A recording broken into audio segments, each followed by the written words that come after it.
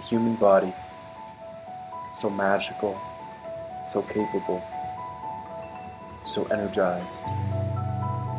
Where does it get this energy?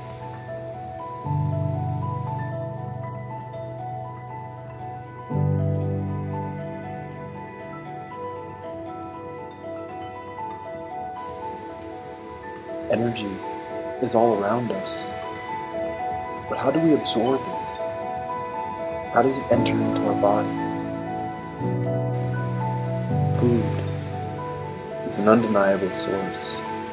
What others? Ah, yes, the sun, precious sunlight, as it beams through the air, touching our skin, warming our hearts and our bodies. But what else? Are there more places where our body gets energy? When was the last time you were at a waterfall and you did not feel energized?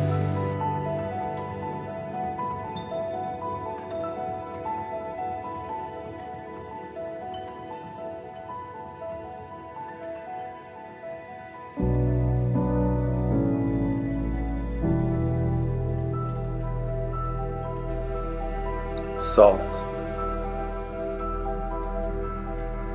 More than a condiment. It radiates negative ions when it's heated by light. But what are negative ions?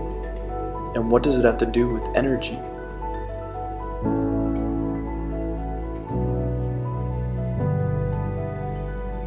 A molecule that has an abundance of electrons is called a negative ion, and a molecule that is lacking and deficient in electrons is called a positive ion.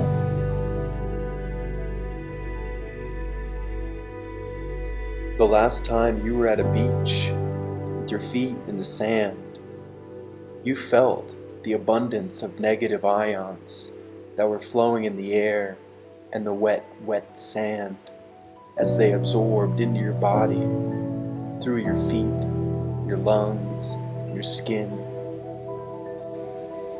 We feel at peace. We feel high. And it's because we are energized with pure, pure electricity. The energy to move our bodies, to laugh, smile, feel joy, to dance together, and to perform and cultivate our craft. Energy to build things that mesmerize and light up our world. Everyone is talking about the pH of water and food, but why does it matter?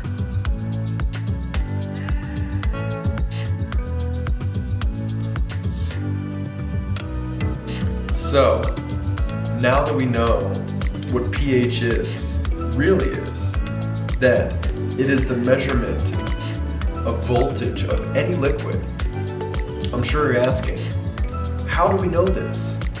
Well, lucky for you, we have Dr. Jerry Tennant, the man who did the work and the research to figure out this breakthrough understanding of energy and the body itself, and pH and the energetic state and nature of liquids after his tragic contraction of encephalitis. He had to heal himself, and by doing so, he learned how to heal you and I. So here he is. I'm trained as an ophthalmologist and an ophthalmic plastic surgeon, and I did the majority of the research for the laser that's used in LASIK surgery by the company called Vissix. And I had a lot of fun doing that research, but unfortunately we didn't know at the time that the laser wouldn't kill viruses. So as I would be treating eyes, and particularly I treated this one fellow from India that had scars on his corneas, and I used the laser to remove those scars. But he had leukemia. Well, we didn't know that the laser wouldn't kill viruses, and so the viruses came up off his eye, through my mask, into my nose, and into my brain, and I developed encephalitis. And so the result of that was that I could see a patient and know what was wrong with them, but I couldn't remember how to write a prescription. And in addition to that, I developed spastic movements, so I'd be sitting there and do something like that, which doesn't work really well if you're operating inside somebody's eyeball. And so for all of those reasons, I had to quit working at the end of November 1995. So I spent about 16 hours a day in bed sleeping, and I had 2 or 3 hours a day in which I could think clearly enough to understand a newspaper, and then like a light switch would go off and I couldn't understand it anymore. So during that 2 or 3 hours a day I could think, I had to figure out how to get myself well, because the best doctors I could find at NIH in Boston and New York and wherever just said, well, you got 3 viruses in your brain, we don't know what to do about it, go home and don't call us, we'll call you. So during that 2 or 3 hours a day that I could think, I began to try to figure out how to get myself well. And I began to think about the fact that all the cells in the body work very much the same, even though they look different, but that if I could figure out how to make one cell work, I could make them all work. And so I went out and bought 10 or 15 books on cellular biology and started reading them, which I hadn't done for about 30 years. And one of the things that resonated to me with those various books was that each one talked about the fact that cells are designed to run at a pH of 7.35 to 7.45. And so I didn't really know too much about pH. I remembered there was something have to do with acid-base balance, but I didn't really know a great deal more about it. So as I began to look at pH, I began to realize that pH describes voltage in a liquid. So if you think about the wires that are bringing the voltage into these lights and to your computers, etc., that's conductive electricity, of course, with electrons flowing through a copper wire. But if you talk about a solution has the opportunity to be either an electron donor or an electron stealer. So in order to figure out which it is, you use a sophisticated voltmeter, so to speak, called a pH meter. And when you measure a liquid with a pH meter, it will give you either the pH, or you can flip a switch and it will read it out in millivolts.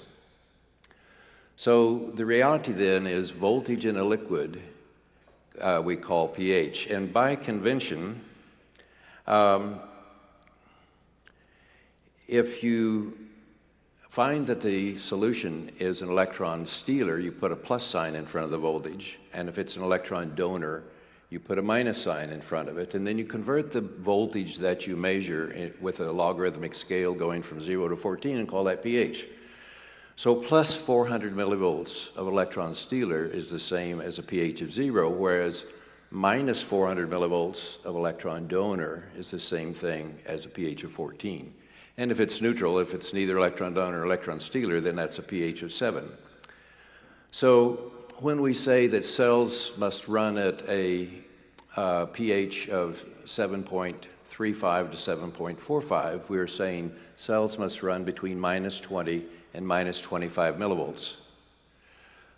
Well, that was a wowzer for me. Guess what? Cells need energy to work. That makes sense.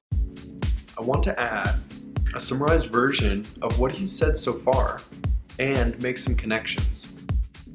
So, he initially got very sick and was incapacitated for nearly all day, every day. He used his 2 to 3 hours of daily brain function to find a cure. He discovered that cells run at a pH of 7.35 to 7.45, which actually means they run at a voltage of about negative 25 millivolts. And in order to repair or make a new cell, they need twice that, which is negative 50 millivolts.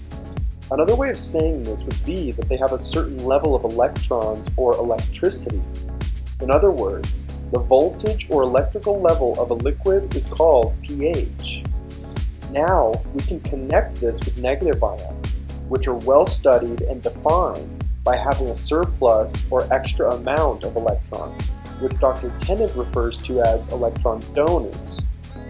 Understanding that we run on electricity and there are electron sources that we must receive our energy from, in addition to food, is imperative to understanding how to be healthy and have the energy you need to function at your best. Also, there are sources of electron stealers, or commonly referred to as positive ions, which we need to know as well. An example would be a flat screen TV, a laptop, or the air conditioning unit of a car or building. These all produce positive ions, which are electron stealers. We will also be listing the main sources of negative ions or electron donors. For now, a few examples would be sources of flowing water, a Himalayan salt lamp, and even the Earth's ground as well. Now, I will let him continue. So one of the things that you'll find is the characteristic of essentially all chronic disease is that you have low voltage going to that organ. So now that we have a much better understanding of what pH is, the role that it plays in biology, and how it was discovered, the next step is going to be diving into earthing or grounding. And briefly, this is a newer science and understanding in science that electrons flow from the earth into our bodies through our skin when we're touching the ground. This is a really incredible breakthrough in science and the understanding of our relationship with nature and how we stay healthy. And there's been done an incredible documentary called The Grounded. So to give you a better understanding, we will play an excerpt from The Grounded right now. You might have wondered what that greatest health discovery pronouncement made on that internet show was. It is called earthing, which refers to the recent uncovering of the fact that major health benefits result from contact with the Earth's energy field by walking barefoot. Wearing conductive footwear, such as leather, also works. But because I was desperate, I went for the whole treatment from head to toe, regardless of the temperature. After about 20 minutes of lying naked on the bare earth and below freezing temperatures, a wave of calm had come over me, and I felt warm and tingly. The next morning, something was missing. It was the pain in my back, and both of my hands were no longer numb. This was crazy. How could this have occurred? Was it my imagination? Did I simply tell myself the pain would go away if I touched the earth, and by doing so it would? I decided to try a different method. Of course, I didn't want to stay connected to the earth by lying outside in the cold. Since earthing or grounding is all about soaking up the earth's free electrons, all I needed to do was stick a grounding rod into the earth and bring the energy right into the cabin. And while I was at it, why not start an experiment to see if this magic works on other living things?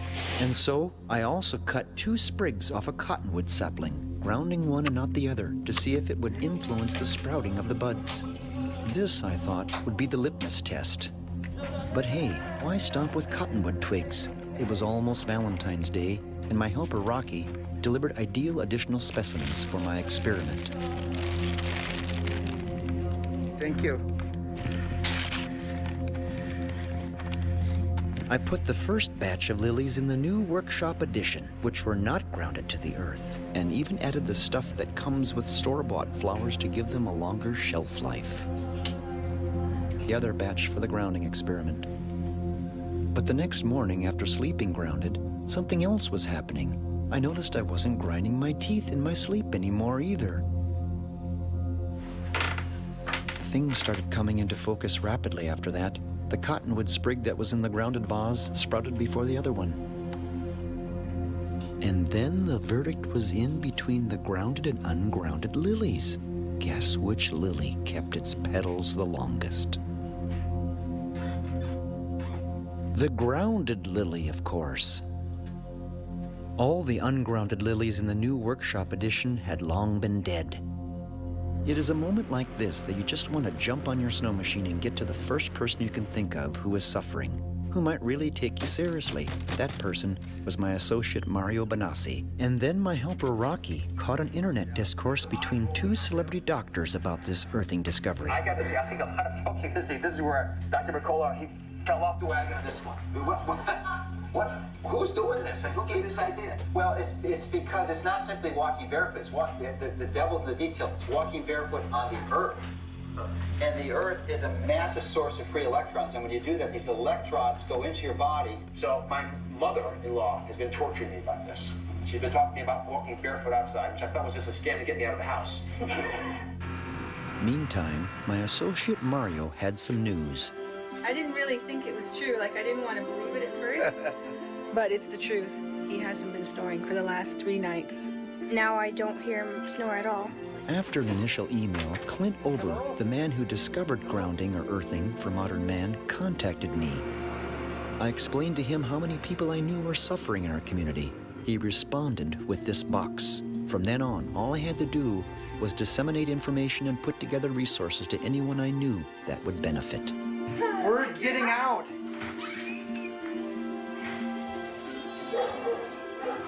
Tim, are you there? Now you're in pain, right? I am.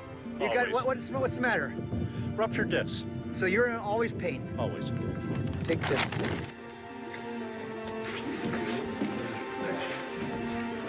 Oh, you're here. So I just bumped into you. Local business owners took this seriously. My reputation and hunch about grounding was now open to public scrutiny. Either this was going to change the community of Haines, Alaska, or I'd be the laughingstock of the town. Alaskans, it seems, are skeptical by nature and quite opinionated to boot. Show me a better way, I'll do better. Saying, Steve, that you should just take this thing and run with it and get it out to the public as fast as possible, to as many people as possible. It's a concept I hadn't considered. So whether it makes sense or not, who's to say? But I did crawl underneath the house and get naked and lay on the earth for about 20 minutes. And I felt better. Why would the local doctor be so underwhelmed by this? Uh-oh. Something happened here. Cameron, and I'll tell you how dang good I feel without any back problems whatsoever. Really? Has your back gotten better? I have absolutely no pain in my back whatsoever. And how long have you had this back pain prior to meeting on this earthing thing? 20 years. Day to day was a struggle. My goodness. Every day was a struggle to get through. Oh, we got it in the truck. Well, the wolf will like that. Almost everyone was being transformed, some literally overnight. So I placed calls with people at NASA for support in making this film.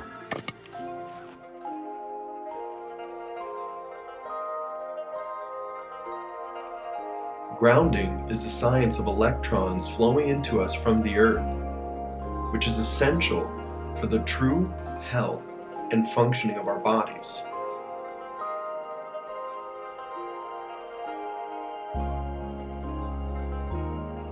Major health benefits result from contact with the Earth's electron source by walking barefoot or touching the Earth to bare skin. Conductive footwear such as leather or specially made grounding footwear like earth runners work as well. After the test of grounding the lilies and cottonwood sprigs, it became clear that plants benefit greatly from being connected to Earth's electron source, as well by sprouting faster or keeping their petals longer. Basically meaning, the plants are healthier because they have more energy. After being grounded while they slept, people also benefited. Some stopped snoring after one night of use, which was sustained, and others, back pain went away. These are due in part by the fixing of the literal lack or deficient amount of electricity their body needs to undergo its normal cell functioning. Referring to Dr. Tennant's work, a cell needs about -25 millivolts to function correctly and twice that much to create a new cell. If that energy is not available, a cell will not function correctly, which results in poor body function or poor health. In addition, instead of building a new cell, when it is time to do so, your body will have to keep using an old broken down cell when it truly needs a new cell, but does not have the electrical capacity to create one. As Dr. Tennant explains, this is where chronic disease occurs. So, as you can tell, it is essential that we have proper energy levels throughout the body and cells. This is the main reason pH of waters and foods are becoming more talked about and regarded as important, because they are being connected to health benefits of proper body function. But most do not understand that the real reason this is so important is because it is the measurement of whether a food or water will give us energy, an electron donor, pH 7.1 or higher, which is called alkaline, or strip us of some of our own, which is an electron stealer, having a pH of 6.9 or lower, which is called acidic. What studies have shown is that raw fruits and vegetables are mostly alkaline, aka electron donors, meaning they have an electrical charge which adds to our energy store. While nearly all processed foods like junk foods, alcoholic beverages, coffees, milks, cheeses, eggs, and meats have an acidic pH, which are electron stealers. This is one of the reasons so many vegetarians, vegans, or people who prioritize fruits and vegetables while reducing animal products see health benefits are. It's because they are helping to restore a better electrical balance to their body. In addition, plants and herbs have many chemical healing qualities and attributes as well. Something worth noting is that you will notice on these charts that many plants are labeled as raw. This is due to the fact that when you cook something, the heat and act of cooking it dissipates and reduces the electron levels as well as some of its nutrients levels, in effect lowering its pH. Also, organic fruits and vegetables have been tested to show that they have significantly higher energy levels compared to conventional foods, which are treated with harsh and unhealthy chemical fertilizers, pesticides, herbicides, fungicides, and are often genetically modified, all of which cause problems to the proper functioning of the body's systems.